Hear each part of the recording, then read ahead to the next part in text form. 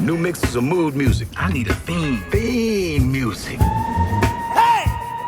Wake up, y'all. The king's here. Yesterday, I got the opportunity to see the long-awaited film. Well, long-awaited for me. As soon as I heard about this, Spike Lee is doing an adaptation of High and Low by Kurosawa. I ran to the theater. Highly anticipated for me. Two of my favorite actors are in it. Maybe one and two, Denzel Washington and Jeffrey Wright.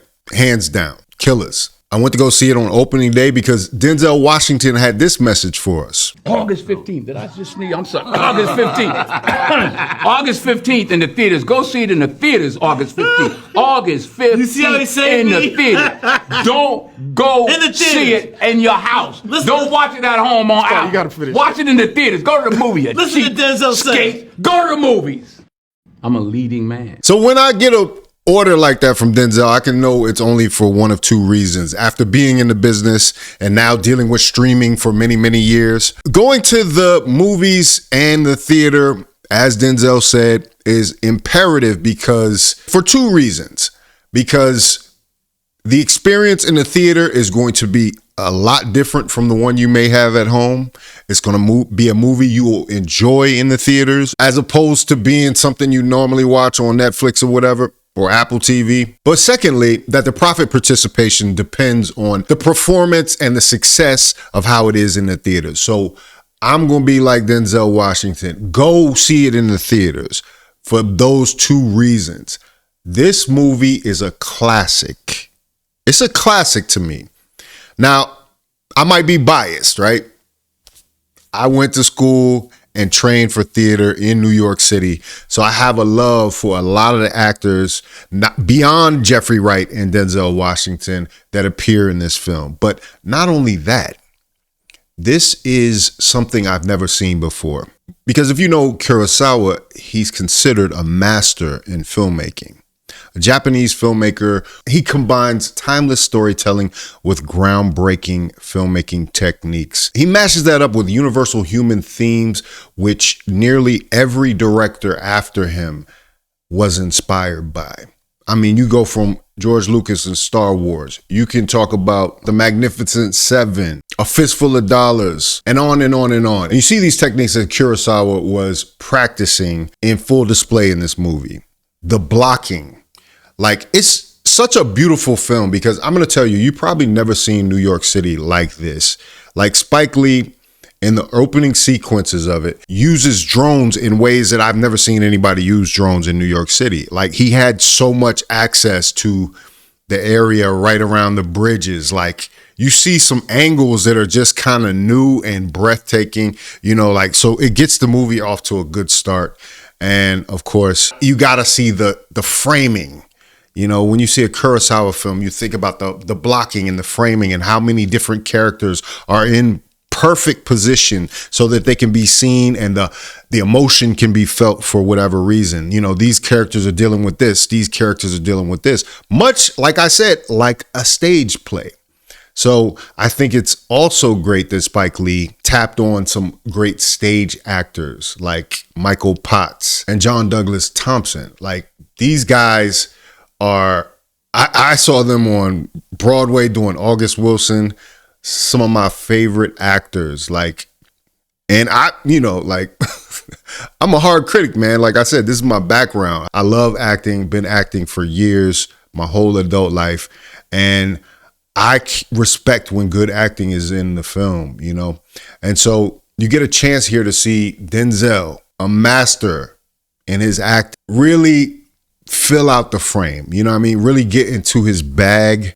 You know, along with improvisation, you could tell he was in that mode, you know, much like he was in Training Day. Like, a lot of people say Training Day is one of his best films, but a lot of that stuff wasn't on the page. So even though Spike is a stickler to his scripts most of the time, I think Denzel had a little more freedom in this script because he is Denzel Washington. Not only that, but we find out now that Spike Lee was actually brought the project by Denzel Washington. So when he saw the project come up, he thought there's nobody better to do this than Spike Lee, as Spike Lee has always talked about his influences from Kurosawa. Kurosawa is considered a master because he didn't just make films. He created cinematic tableau style languages of movement. Like, he created a language of movement on film.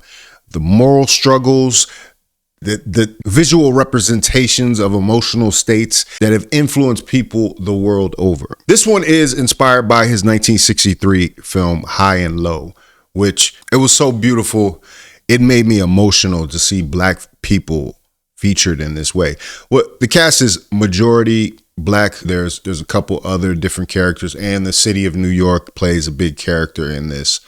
But just to see that representation, because I always said, like, I feel like Black films do suffer from cinematography and being deliberate about choices, sometimes because we're rushed by not having the budget. But this film is produced by Apple, billions of dollars, and A24, hottest production company out there. I feel like for once, Spike Lee is given a budget that allows him to spread his wings. Like there was cost was no expense. You know what I mean? Like I feel like they could have had even more special effects, but Spike he's sticking to tradition. As Spike Lee is a film teacher. Like I remember being at NYU and just getting in the elevator one day and Spike Lee's in there because he has a class that he teaches. He's a tenured professor at NYU right now. And I think as he gets older, he gets more command over his skill set, and his skill set shines in this film. You know what I mean? Like the planning, the plotting, like even like things like opening doors, like were very reminiscent of the original, the Kurosawa original High and Low. But Highest to Lowest is its own film. Because of those facts, the differences that are made there, the themes are the same, but it's infused with this whole new energy, especially of the internet. And, the internet kind of plays a character in this that is quite hilarious. There'll be some moments there where you laugh because the internet be interneting. It's also set in the music industry. So that also kind of brings it back and forth. The original was set in the shoemaking industry. So he was a manufacturer of shoes, but the inspiration was just enough to let this thing set off and be its own thing. And I think, this ended up being great. A lot of people want to know what Ice Spice and A$AP Rocky were doing in this movie, but they did great jobs. Like you have a master like Spike Lee and then you have a master like Denzel Washington acting with them. It can only raise a level of performance. And I think we do see a great performance from A$AP Rocky, slightly limited performance from Ice Spice. I bet you there was more to it, but it's things like time and stuff happen. But either way, don't go to it just to go see the celebrities in this film. Go to it for, like I said, the hidden gems, the people that have been working in the theater their whole lives and now having the opportunity to star in a big budget film. Denzel Washington, Spike Lee joints. This is why I say this film is classic, because it gave me like so many different emotions, the tension of the plot, the build towards the end, like the emotion, like I said, of seeing Black people in this way, like literally it had me in tears. It was beautiful, man. It was really beautiful. And I hope to see more like this. This type of stuff inspires me because this is the type of stuff I would make given the unlimited budget, and it might not be for everybody, but at the same time, I say this film is accessible because that's one of Kurosawa's strengths, is that he could do stuff that was highly artistic, but then he could also do things that were accessible and commercial in some way, and that's why it's inspired so much of what we have in modern filmmaking to this day. When I talk about the acting, man, it's a clinic, man. You know what I mean? Like at this point, these guys, Jeffrey Wright and Denzel Washington. Denzel Washington plays the executive. Jeffrey Wright plays the chauffeur, which he has a storyline throughout. Go see it. But he has a storyline throughout which makes his character very important, Jeffrey Wright's. And Jeffrey Wright so simply just nails his performance. Just like every time you turn on a camera and Jeffrey Wright is there, you're going to be impressed, man. So that's what I'm saying, man. I don't want to build your hopes up too high so that you're disappointed, but plus, trust me, stick with this film.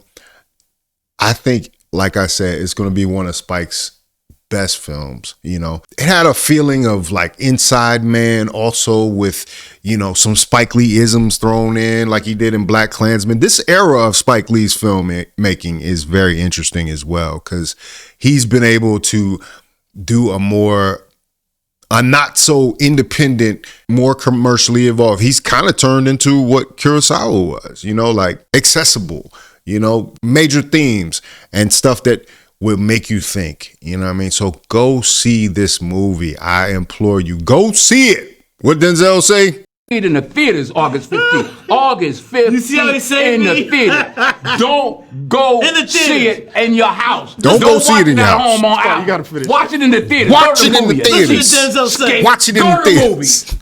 He's so great. And like I said, he's just getting so much better with age, man.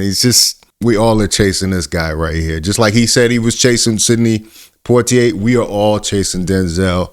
I give my homage to the man himself. And Spike Lee, you dig? Jeffrey Wright. This is not a promo, but highest to lowest in theaters now. Go see it right now, because we want to get this even a wider release. You know what I mean? I noticed it wasn't at all the movie theaters, but we gonna have to make this thing a thing. You know what I mean? Let's put it together. Faucette Media people, thank you.